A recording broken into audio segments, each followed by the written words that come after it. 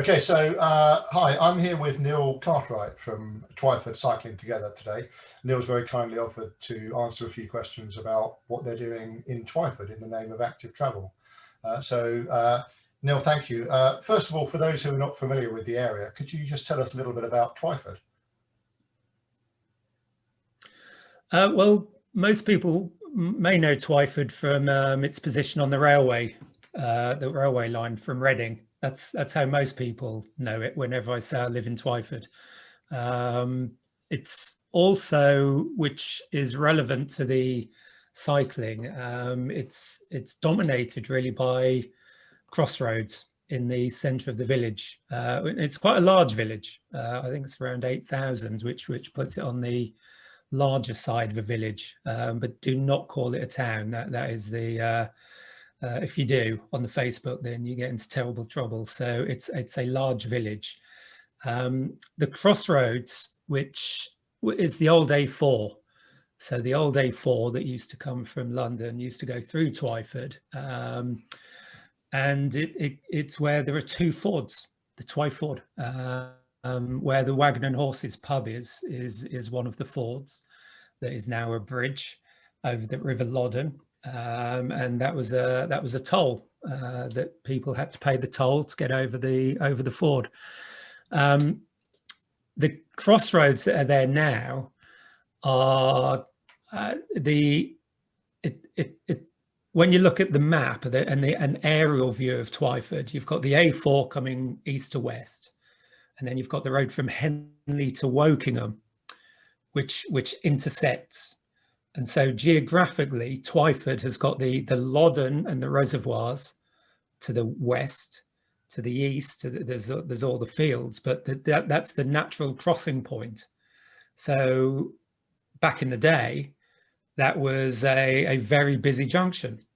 That was a very busy crossroads, and the ford was there, and the railway line that came through meant that it grew as a commuter town for London. So hence why it's a large village with this crossroads. Now the reason why that is so relevant to the cycling conversation is because those crossroads, anyone who's gone through them will know that they're a challenge, let's say, for drivers. It's a challenge to their patience, because the crossroads take time to go through their cycle. But it's a real problem for cyclists. It's narrow, and the drivers get very impatient and try to beat the lights. So if you're a cyclist and you're in this narrow, approaching the lights with drivers desperately trying to get past you, so they don't have to wait for their green to come again. It just makes cycling very difficult. You've also got the challenge of the Wargrave Road for school kids. The Pigott School is to the north of the village, but the road leading to the school is very narrow. So that's really bad for kids to cycle along there. Coming up to Wokingham after the crossroads, it's not only narrow, it's a hill. So all these cars that have just gone through the lights are behind a cyclist, and suddenly there's a big trail as a cyclist is trying to get up the hill with a big trail of cars behind them. So just the physical geography of Twyford does not make it a nice place to cycle. So our group, when we came together, we identified, or we've tried to identify, alternative routes that avoid the crossroads. Those come with their challenges in the shape of a large reservoir and a not insubstantial river and a railway line. So to avoid the crossroads requires infrastructure and bridges and cycle paths built to link up the Woodley and Winnersh and Wokingham to the train station. Would require 2 bridges plus a new cycle path that goes around the back of Twyford Station, which at the moment is wasteland. So in order to encourage cycling, which is the aim of the group, we do have to engage with residents and with the council, possibly with crowdfunding, ways to fund some of these projects, because they're not insubstantial. By forming that group, we've also become aware of other groups such as yourself. But another example would be the group in Wargrave who are trying to build a new bridge from Wargrave to Shiplake, which would be a pedestrian cycle bridge. And as anyone who tries to cycle from Twyford to Henley knows, the current road is a real nightmare for cyclists. To have that bridge to Shiplake, which means you can go on the far quieter routes up to Henley, would be beneficial for every cyclist for probably a 50-mile radius.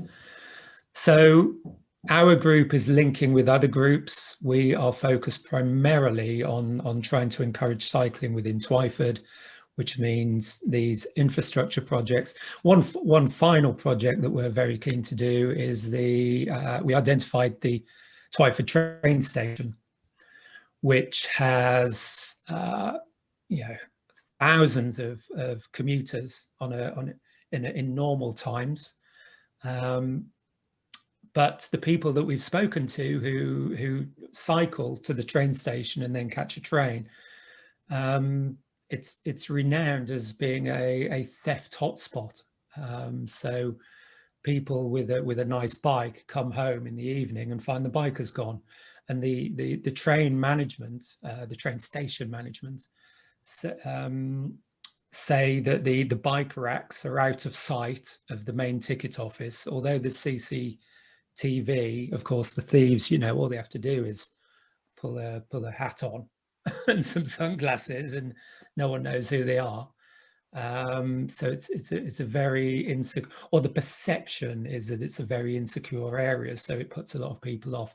So all this is part of a sort of integrated project, where there are routes that you're looking into. There's the greenways that are being planned.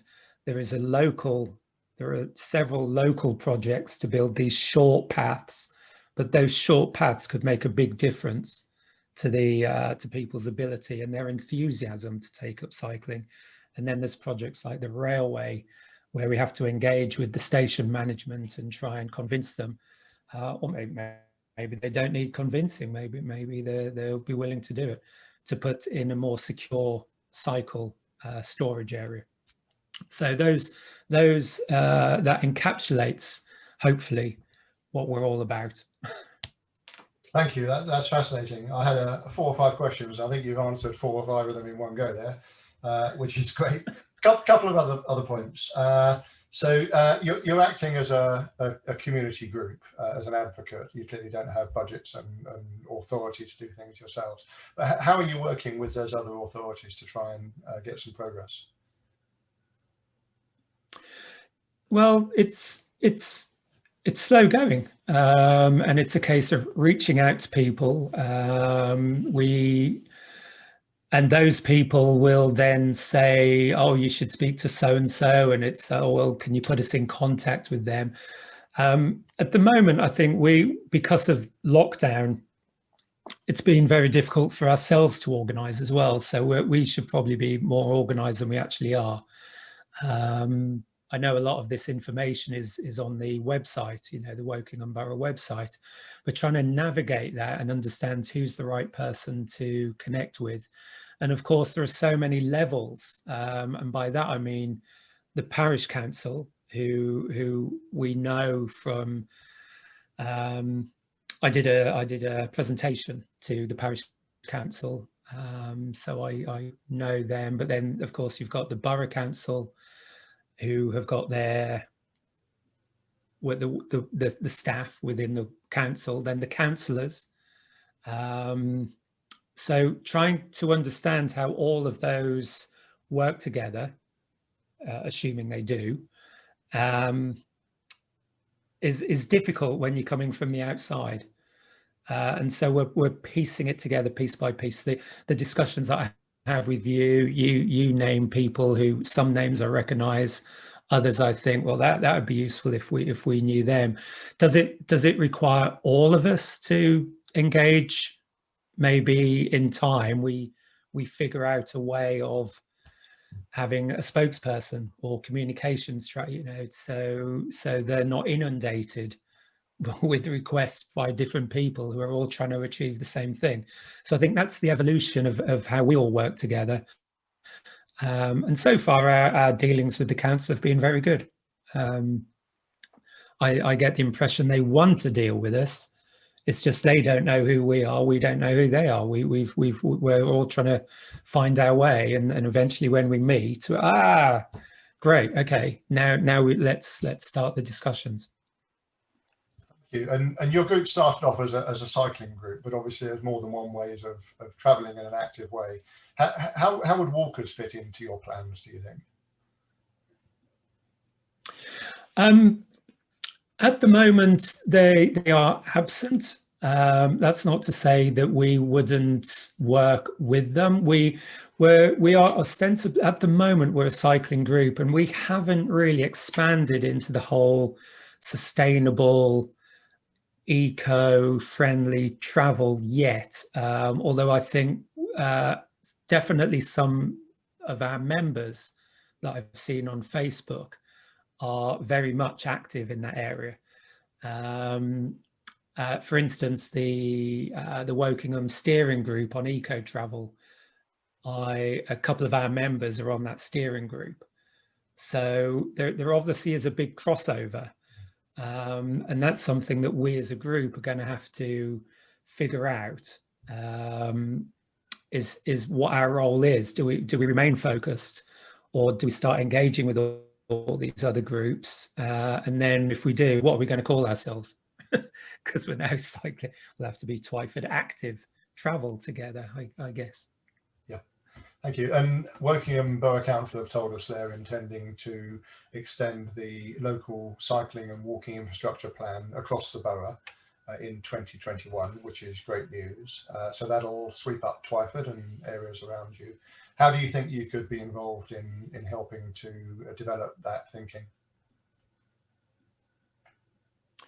Well, I saw that there were on the call last week, someone mentioned about doing audits, route audits, and I think you suggested that there might be an opportunity for volunteers to be trained up into how to do those audits, which I would advocate 100%. So doing the audits in the first place, but also I guess when these routes are finally agreed upon, there is going to have to be some engagement with the community. There always is. You know, there will be people who are not comfortable with the planned routes. There are going to be various discussions, I would have thought, about the merits of the plans. We've already seen some negative reactions, and of course, you know, when you're focused on something, it's difficult to understand why someone's a negative opinion, but that's politics, you know. So we're going to have to engage with people further down the line, and I think where our group sits is going to be in the initial planning, some of those route audits, engagement with the community, and then when they're built, encouraging people to use them. So, you know, I think there's going to be a lot of different roles for a group like ours. Neil, thank you very much. It's fascinating to talk to you. I think it highlights for me the value of local knowledge. I've looked at some of the routes you've been talking about and proposing in your area, which make perfect sense when you see them on a map, but I didn't even know were a possibility because I don't live in your area. So it's great to have you involved in this. For those who are watching who want to know more, I know you've got a presence on the web and you're on Facebook as the group Twyford Cycling Together. Hopefully more people will get involved as a result of this, and it's great to be able to talk with you and collaborate with you from our point of view. Thank you very much for your time. Great. Thanks, Adrian. Thank you.